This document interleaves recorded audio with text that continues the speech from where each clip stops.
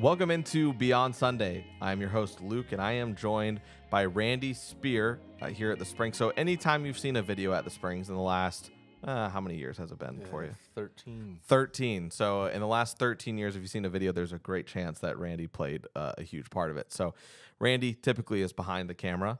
Randy, what's your official title here on staff? I believe it is film producer. Film producer. That is the latest title. The latest, yes. And how many have you had? I mean, there were times where there was none, Yeah. and then there were times where, I mean, this is probably number 4 or 5. Right. But film producer is a pretty good one. I'm Yeah, happy with that one. and you've been kind of in the same. You've moved, filled in some gaps when needed, but for the most part, you've been behind the camera for the most of the time, right? Yeah. As far as pretty much consistently behind the camera. But yeah, there have been other things and are other things as well. Yes. And like we said, you said it'd been what, 12, 13 years, 13? Yeah, September of this year will be, I believe, 13 years. What was when you came on staff?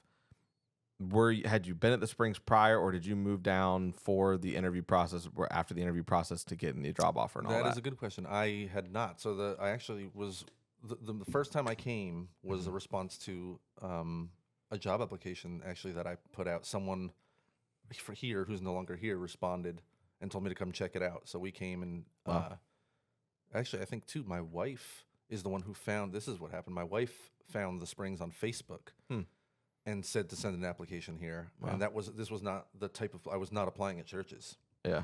So I was like, my dad was a pastor growing up. I grew up in the church and I was like branching out.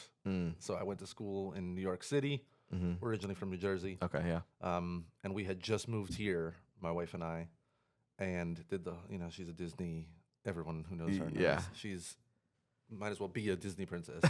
And she found the Springs on Facebook and said, hey, send an application here. She was newly saved and on fire. Yeah. And so I sent out an application not expecting anything of that. I was like, the churches don't need videos. And I got a response from that pretty quickly. And then we came and checked it out, and we came to the Ocala campus, and then I met Jimmy Tyner through TJ Fields, who was here at the time. Yeah. And they told me that you guys were about to launch Satellite Campus, first one, Villages Campus, and that test run job was me filming basically the first, like the launch of the Lady Lake campus. Yeah, so that was my first video that I did here, was opening week of Lady Lake. Yeah, wow. And also, I mean, it also feels like as you've been here, the need for videos also in churches in general has grown. Well, so they were hesitant on hiring me at first. They said, we'll just contract you and use you as we need you.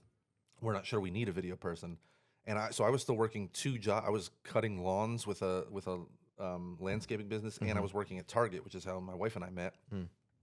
And we were like passing off jobs, and then the Springs was calling me like every 4 days, and they're like, can you be here? Can you come here? And I was like, guys, it sounds like you need a video guy. It sounds like this doesn't need to be out contracted. of cutting lawns. Yeah, right. It's Florida. It's 130 degrees out. Yeah. So then, I mean, at this point, I can't imagine not having and just contracting someone to do video, but being in 2025 now, how much the landscape has shifted. Oh yeah. So as far as digitally. Oh yeah, we rely on, like, we need more video guys. Yeah, right. That's yeah. And that's the situation we're in now. And before we go any further, I do want to get into what we do with staff here, which is favorite memory on staff when we have you on for the first time. But first, we have Mother's Day coming up in just like a week and a half now, which is crazy. We're coming up on that, and one of the things that we're asking you guys to do is go to our social media. You go to Instagram, go to our Facebook profile, click the message button. Inside of the DMs there, you can see a microphone icon.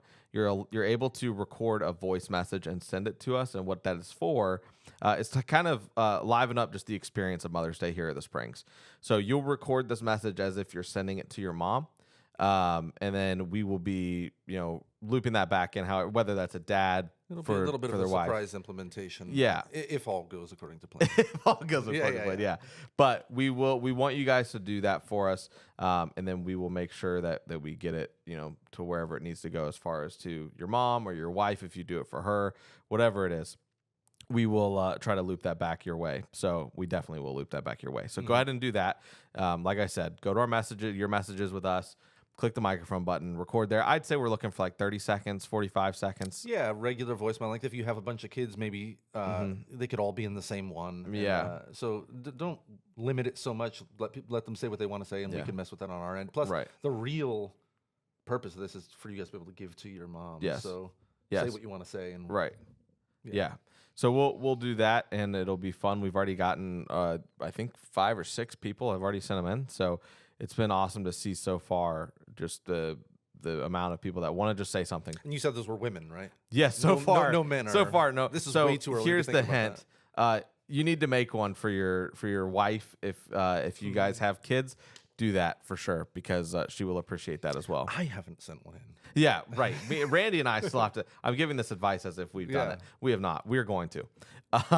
But Randy, as far as going back to kind of your time on staff in the last 13 years, what is your favorite memory on staff? Yeah, I thought about that. There's a lot of things. There's a lot of things, and a lot of good things, and a lot of awesome things. But I think there's one that sort of encapsulates all of them, kind of, because they all fall into this category in one way or another. But during COVID, when we were, for how many weeks it was that we were meeting off-site and we were doing like Zoom staff and things like that, I remember there was one time where we were doing the drive-in thing, or this was early drive-in, and I think we were assessing how that went and how it was going and what we were going to do in the future and how things can change.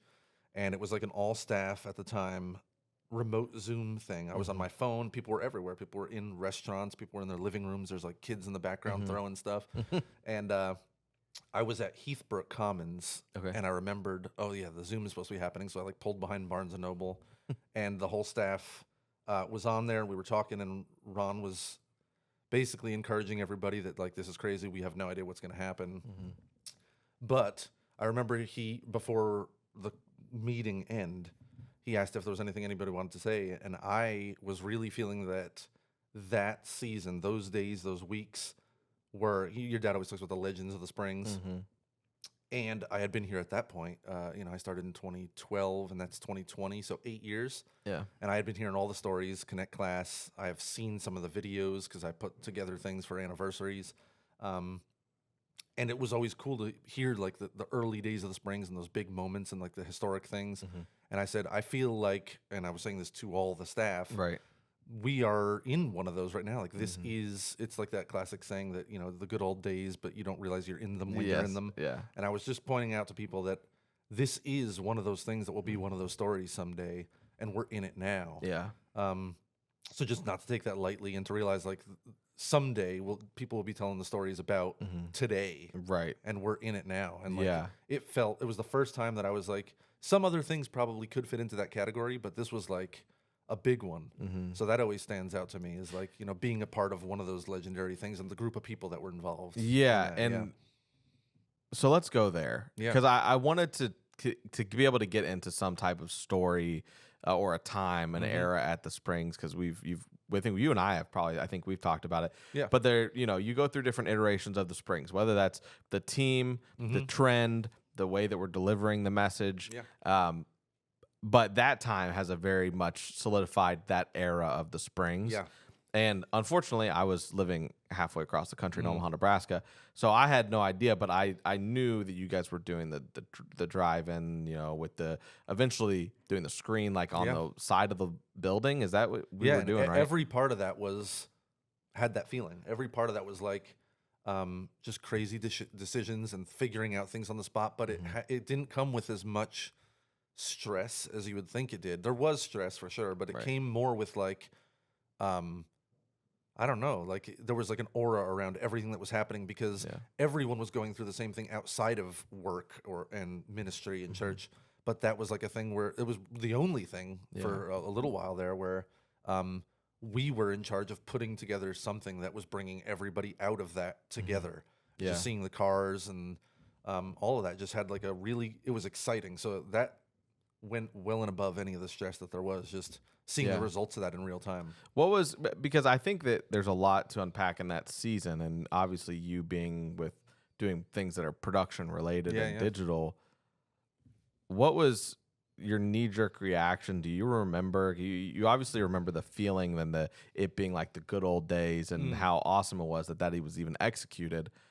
But what was your knee jerk reaction to, if you remember, for COVID? What we're doing? Hey, what's next? Was there uncertainty for you as far as like, I don't know if we're gonna have jobs? Like, did you ever have that uncertainty, or what was kind of the timeline? Ironically, that was almost like job security for me because everything moved to video. So it was the opposite problem for me. It was like things that normally you wouldn't think. Oh, we're not going to film it. We don't need video for this. Yeah. Everything became, we need to video this. Like we videoed everything. Like, so it was the opposite. It was like I couldn't. It was nonstop for like a year and a half. Yeah. Just nonstop. Like updates, social media output. Every message and service was all video, beginning to end, produced. So even like greeting moments that I have typically nothing to do with are now like all shot, lit, edited, music, lower thirds, graphics. So it was the opposite. It was fun, and it was cool to see, especially seeing it on the drive-in screen, like being able to pull in there, see 400 cars. That's what I want to talk about too. So you guys do the drive-in. Was there expectation of like the drive-in, if it not going maybe big enough, or was it more of like we don't know, have a clue if there's who's going to even show up? Yeah, it was more that. It was more, at least the first. Very quickly that changed, but it was at first it was, we're going to put it out there and see if people are going to leave their homes, or if they're going to think these people are insane. We're being told not to. But the cars solved that. I think people felt comfortable doing it. So as soon as we got there, sun was still up, and we're loading things in that crazy room in the back of the drive-in. And we're largely, Matt and me and some other people, we're in the room figuring things out. Things are going wrong. We're flying back here. We're remoting in. We're doing things to like beat the sun so we're ready to go. Yeah. And then when you actually have a moment to think like, all right, I think everything's good. I think it's in. The other thing about the drive-in is you can't test anything because it's a projector and it's daylight.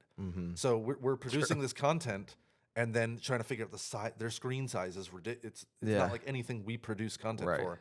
So we're producing stuff, cropping it, and guessing, like, I think that where is it going to come? And you can't throw it up on the screen to look at it. Right. So the sun is going down, and we're like getting close to hitting countdown, and this might be off the edge. Ron's head might be cut off. We have no idea. But once it looked good, and we were like, okay, this is awesome. We're looking through the little window, talking on the microphone. Once we walk out, you can see all of the cars there, and we're like, okay, this worked. Yeah.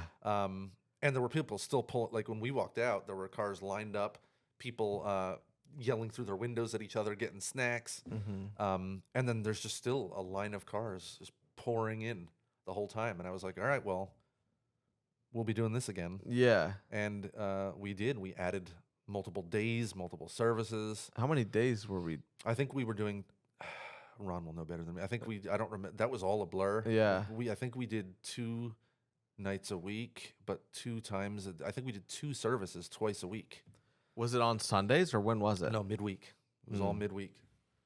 That's so Sundays, crazy. I'm gonna get the details wrong. I That's think fine. we started doing Sundays online, if I remember correctly, and it changed a lot. Because we're inventing like a system and a delivery method as we go, and we realized if we do 2 here, that works. This day is more popular with people. Like more people are coming on this day, and then we can take that message and live stream it Sunday as a regular service if people didn't come to the drive-in. Right. So we experimented with all kind of things. That is so crazy. Do you remember? And then getting the details wrong is fine, but like estimating for how long were we doing actually at the drive-in itself? Matt and me talk about this all the time. It felt like it felt like it was like a year, but it was a couple months, I think. But because there were so many services, that's it too. Is like it was twice a week, 2 times, and then Sundays streaming, and then filming. When we're not shooting, we're filming for the next week and having the worship sets come in and film songs in advance, and building sets with finished videos. So it was just nonstop, and then all the in betweens, then all of the social media things and creating interactive elements for people while they're in the drive-in waiting for the sun to go down. There was like we actually brought live stream to the drive-in. I don't know if you even know that. Like we were streaming live with a camera. Wow. Online, telling people to come to the drive-in and doing trivia before we went live at the drive-in. So like there was a lot of stuff going on.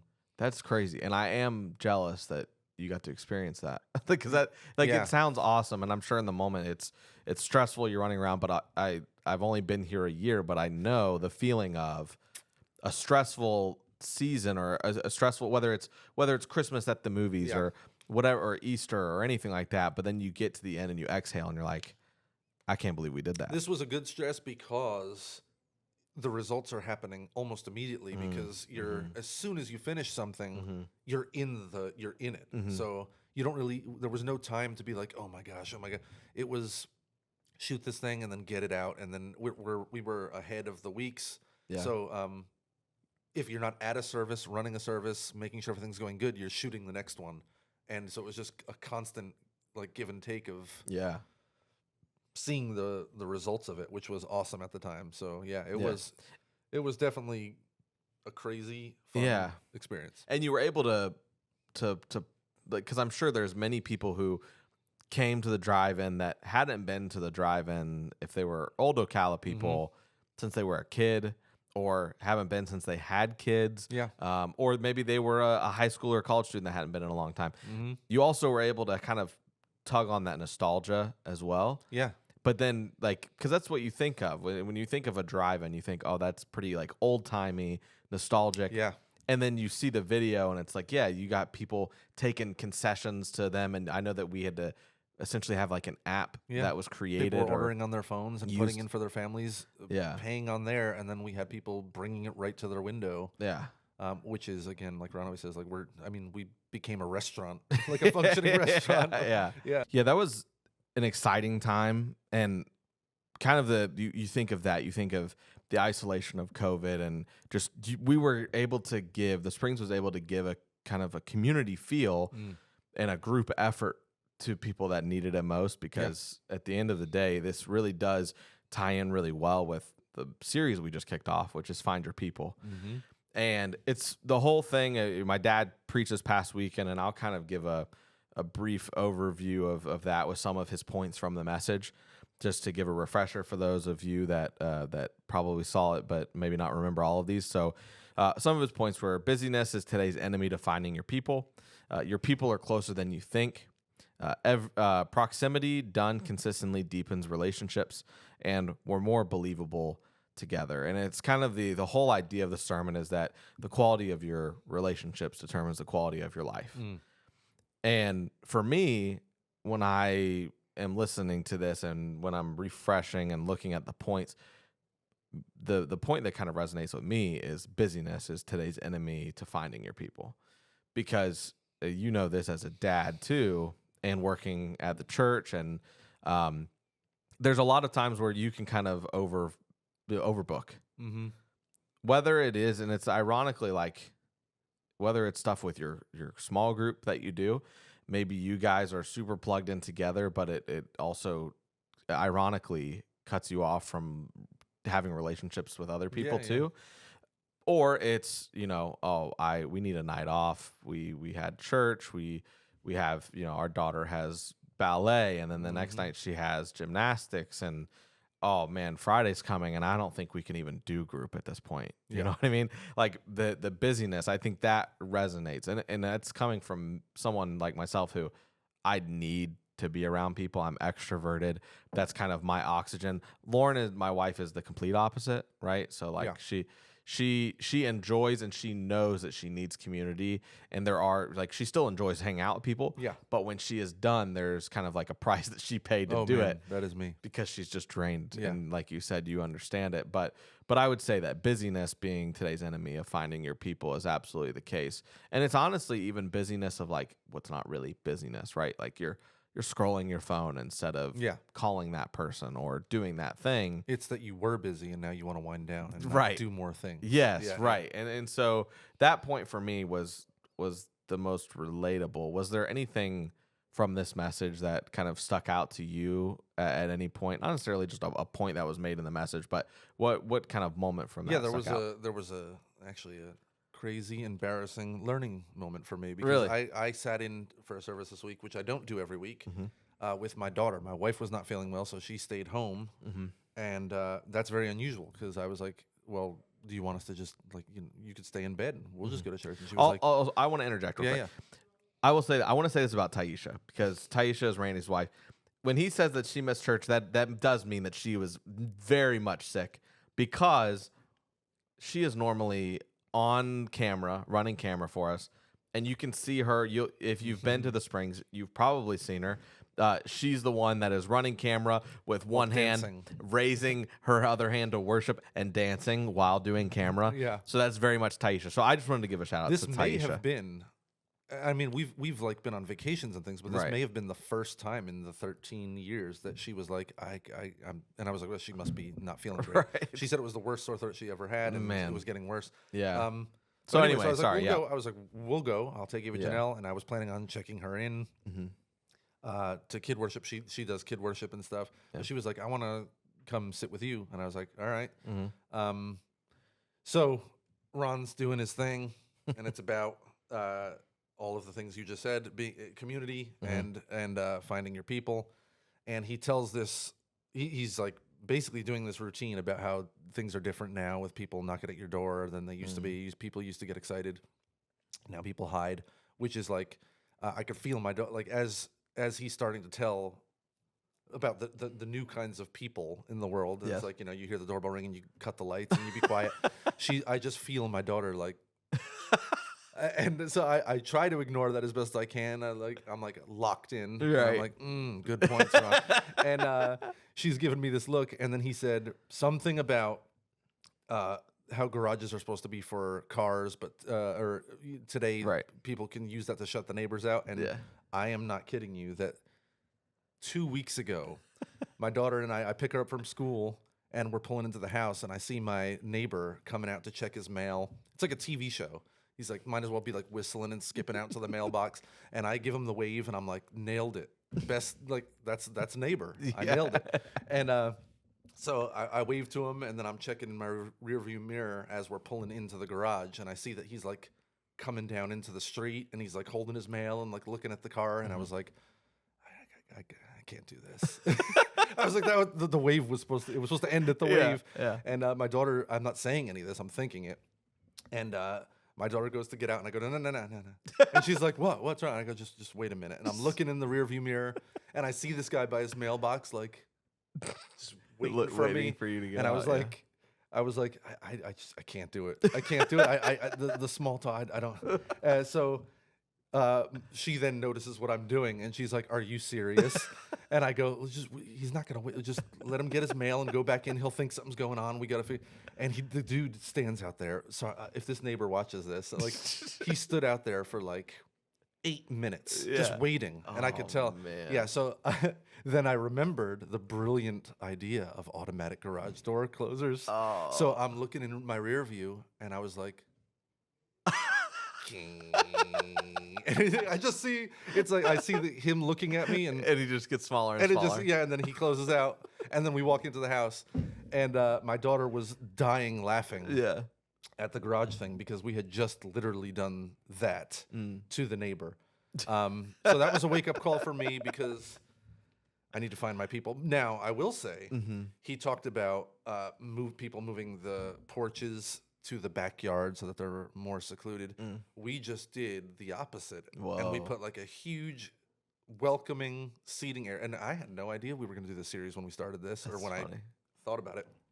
And we've been sitting out in the front yard in like every morning and every night, me and my wife.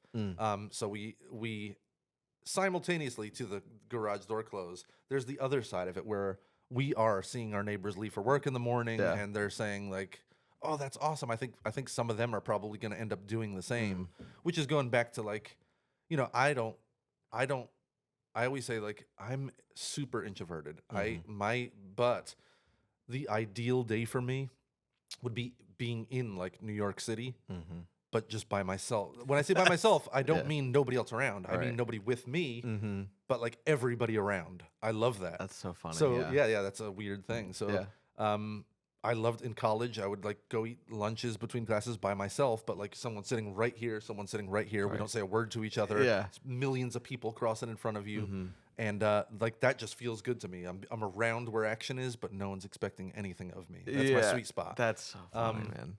So yeah, the yard is great. Putting it in the backyard and staring at your fence to me is not exciting, but being able to see people, wave to people, and all that. Yeah. And that has led to like our neighbors directly across the street now have already talked to us more in the last 2 weeks than in the last 9 years. They're the same people that have lived across the street from us. We've casually said hello. He's come over to my garage a few times working on stuff.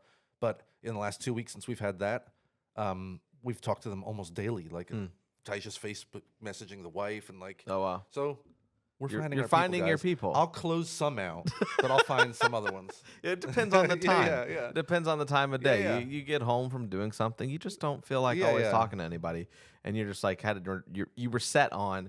I'm gonna go inside. Yeah, we're gonna do whatever. We're gonna eat dinner. We're gonna hang out. This wasn't part of my schedule. Correct. Also, if I see a neighbor drive by me and give me the wave and then pull into his garage and stay in the car for minutes and minutes, I'd feel uncomfortable and just go. I'd be like, all right, clearly, I'm gonna go in the house now.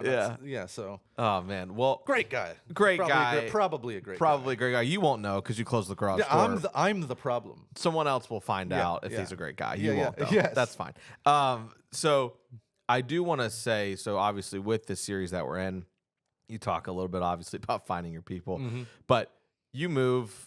Initially, you said from Jersey, right? Yeah. So you moved from Jersey, you and Taisha, and to ultimately Florida. Everyone makes fun of the way I say it. To where? Florida. Because I don't say Florida. Right. Matt on staff is always like grilling me for my your my Florida Jersey accent, my Florida accent. So you guys make this move, and so Lauren and I made a move to Omaha, Nebraska. Yeah. And so I know this feeling well. You move and you're like, we left everything we knew, right? Yeah. We left family. I was built for that. We left family. We left friends. Yeah. But was there Randy's like, didn't miss them. No. Randy is shaking his head for those of you who are listening. I don't have the miss gene. I used to say that to my mom as a kid. We'd go on like a field trip for a day. I'd be like, bye mom. She writes me a note because I'm going on a field trip. Love you. And after the end of the day, I'd come home and she'd be like, did you miss me? And I'm like, Mom. It's the same time has passed. I don't think I have the miss gene. What about Taisha? Does she have the miss gene? Oh yeah. Yeah. Yeah. So then that will tie in. I will say she's becoming like I'm making her more like me over time. Slowly, just I'm slowly removing that. So bringing her down. No, it's great. It's great, man. It's great because sometimes we'll be like, sometimes we want to do different things, and she'll be like, "You go that way, I'll go this way." Oh, well, that's nice. That is something that that is great. Absence makes the heart grow fonder. It's right. That's exactly right. Happy Mother's Day. So, but you guys moved. So then Taisha having the miss gene, as you've coined it. I assume there was a point where she was hoping to make friends and have a community of some sort. Oh yeah, that was big. How long was it maybe before you guys established that, and then what does that look like from with the lens of church on it? Finding your people, like, is that where you found initially your people? Yeah. So even to this day, we pretty much our community in the state is only Springs people, and now that's a broad community, so that there's a lot of people there. And we've worked with a lot of people throughout the years. She has work friends. My work friends are Springs people, and then we have the Springs people that she serves with and things. Yeah. So that is our community. We don't have a lot of people here grew up with people here, and they have their friends that they still live in the area, live in the same town. We don't have that side of it. So, and I was 23 when I moved. So out of college, the kids I went to college with were not the same kids I went to high school with. Right. So those friends faded rather quickly because I left high school. Everyone went their separate ways. 4 years in college with a different group of people every year. Yeah. And then moved right away. So for me, it wasn't, I'm fine with that. For me, that wasn't like a sacrifice or like I got nobody. Right. I was fine with it. For her, that was a much bigger deal. Yeah. And finding community here was super important. And to some degree, that's still going on. Like she's always craving more. And I think that will always be the case because we don't have the lifelong friends. And from up there, Right. she had more of that than I did. Yeah. And that sort of faded away. So now it's like Yeah. you can't really build 20 years of friendship back. Right. So everything is just starting over there. Yeah. So I mean, that is a challenge, but the Springs is the answer. I mean, I don't know of a better solution to that problem than serving and attending and being involved in a church and a small group. Yeah. And your small group that you guys are in, when did the group that you have, kind of the core group that you have in your small group, when did you guys start your small group? This iteration of the small group we're in has probably been over maybe 2 years or just around 2 years. Yeah. Maybe just under 2 years, somewhere around the 2-year mark. And I mean, we just met last night. So that's largely staff because we are the closest, but we're closest my wife doesn't work here, so she knows them through me as work friends, and I know them as colleagues. But we realize we spend a lot of our time together. We know a lot about each other. We care about each other. And I felt like, and so did the other members of the group, that if we're going to do a small group, we want it to be with people that we... Yes. And we were missing sort of the personal side of the relationship the whole time. Matt and I worked together for 9 years, 10 years, something like that. And adding this other element to it, the personal side, where you can say things that you don't say to each other at work about personal lives and things and advice. Yeah. So it just made sense for us to have that element added to our work relationship. It's like killing two birds. Right. Yeah. And it fills in a gap. So that's sort of a unique situation, I think. Yes. But it makes a lot of sense for everyone that's there. Yeah, because like you said, it's hard to lash out at someone, and for that to hold weight and carry weight and not be essentially not be shrugged off if you guys don't have a personal relationship, right? Because and an investment in their family, their wives, their kids. Yeah, it's like you know the things that they're going through, the struggles, the things that are going well, right? And obviously we have some time, but it's very minimal as far as like the opportunity to really talk too much about personal life at work. You'll have the occasional 15, 20-minute conversation with somebody every once in a while. But there's so many people on staff here. I also find this is personally for me, I am not a small talk guy. I cannot stand. I know a lot of people say that. I really mean that. Like, I can put on a fake conversation and be there. Yes. But like, it's doing nothing for me. Right. And you're closing your garage. Yes. I'm that guy.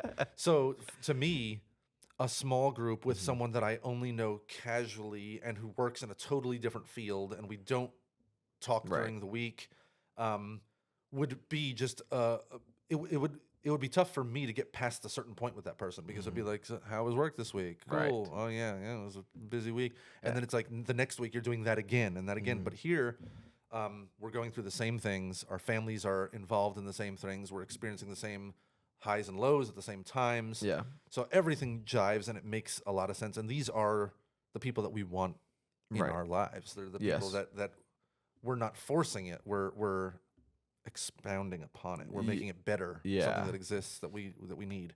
Yeah, and I will say, and I understand. So, and which is funny because my small group is the opposite, where the only people that are in my group that are at the Springs is Nick, the communications director here at the Springs, and his wife Jess and their son Callahan. Though that's it. And so it's funny though, because he works with me. It's kind of like that's kind of one of my people within the group of people. Yeah. You know what I mean? So it does make it a lot easier. Thing, It's a natural because it's like I don't know any of these people too well yet, right? Yeah. That's kind of the thinking, and it's like, oh well, I know Nick and I know Jess, and we've gone to dinner at their house because we do work together. Right. And so there is a nice convenience to that. Yeah, I think it is probably worth saying that everybody's different, and like some people love getting to know new people, and that is the high for them, and they don't want enjoy that. Yeah. So there's nothing wrong with it. I'm just saying for me, this works, and I guess we're all in the production side of things, and usually those are introverted type dudes. So we all have the same kind of. Yeah, you guys get it, and that's kind of the right lane for you guys. Now you say you know, there's a high to getting to know somebody Yeah. for the first time for some people. Yeah. That's me. Yeah. And I experienced that, and I realized that it was different from like what Lauren wanted. When so every now and then, if you guys listening to this know this, probably being at the Springs, but we do like a couple different seasons of small groups that are in a large group setting, but around tables. And every time we have one, until recently, I was told Lauren, I was like, let's host a table. She's like, why? Yeah. And she's like, we have friends. Like, why? Why? And I'm like, because I like getting to know people. Yeah. Like I enjoy that aspect. Like the first time we had a table, it was a great group, but they were older than us. Probably wasn't ever going to happen in a small group setting. You know what I mean? Yep. But I enjoyed it. It was people, and it was everything, right? It was people that were older than us, meaning like they were 40s and up, right? Some in their 50s, and some of them new believers in their 50s. Some of them old believers in their 50s, or old believers in their 40s. Like it was a good group, and so for 6 weeks, I just got to know these people. Well, it's been awesome to see those people now, who were honestly all of them. I think this was the table that we hosted that everyone at that table had been at the Springs for less than 6 months. And it's been awesome to see, oh, there's Kurt on the parking team. Yeah. There's Trisha doing this, right? Like they're everywhere. And it's like they're serving and they're plugged in. I experienced that same thing very often in a different way doing the videos. So filming the story videos and stuff. So I constantly am seeing people, there's faces. And then when you shoot a story, the face pops out, and then the next week or a month later, you see someone, and you're like, I know that guy or that couple on a different level now. Even if they don't feel like that about me, I spent time with their story for hours and hours, and I am seeing and hearing all the things that don't make the cut as well. So these people remember me, and sometimes they'll come up to me a year later and remember that. So that is cool. That's a cool way I get that same element that you're talking about. So I think that's fulfilled for me in a different, not necessarily small group, but that's happening. And it's cool. And I always like when new people, sometimes we have friends that come, or a family that come to a service, and I'll see somebody, or somebody will be on stage that I've shot their story video, and I find myself leaning over to like my dad or my mom and being like, this guy, and like telling his story, because that just gives a little, again, it's like, Ron will say, like, every seat is a story, every face is a story for baptisms and things like that. And that's just cool to implant, like, just sometimes even one little thing when someone's visiting and be like, that guy right there did this, and this, and now he's, playing bass up there. Right. Like, and then while you're worshiping and singing those lyrics, in the corner of your eye, you got that guy locked in, and you're like, there's a story there. Yeah. So just being able to give that, like, that's been a cool part of this. And that is awesome. And Lauren and I did the whole table hosting thing for, I think, 3 consecutive groups. But at the end, we caught on, right? At the end, there's an invitation to create your own small group, right? Well, if you guys enjoyed your time, like, let's make this something where you guys meet at homes or whatever.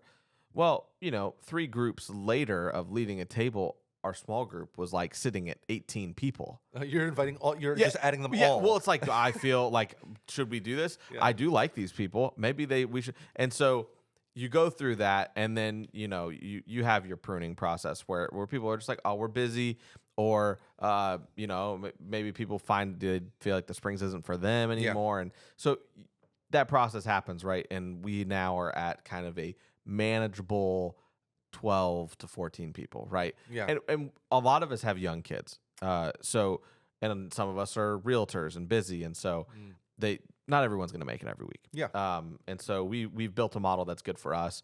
But yeah, all that to say, I think we have successfully found our people, and in the group setting and being at the church. And like you said, like even just learning the stories of people and seeing their growth at the church. I also think it's important to say that, like, doing something just because you like it, that shouldn't be the only reason you do it.